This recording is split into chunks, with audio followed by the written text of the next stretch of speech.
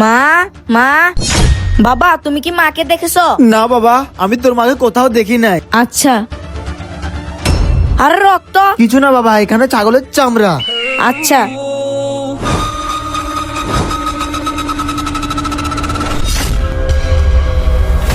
এ বউর কারণে আমার জীবনটা পুরো তাসপাতা হয়ে গেছে। তোকে যেহেতু মেরে ফেলছি, আজকে এই ছাদ থেকে ফেলে দিব, তাহলে আর কেউ দেখতে পারবে না। এখন আমার আর বাধা দেওয়ার কেউ থাকবে না। কালকে আমি একটা বিয়ে করব। হা হা হা হা।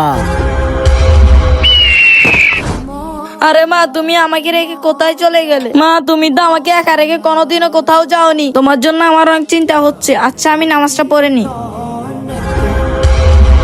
তুই যতই নামাজ পড়স না কেন, তোর মা আর কখনো ফিরে আসবে না। চন্দ্র, হে আল্লাহ, আমার মা যেখানে থাকে যেন সুস্থ থাকে। আরে বাবা, কি হয়েছে? আমি তো এখানে।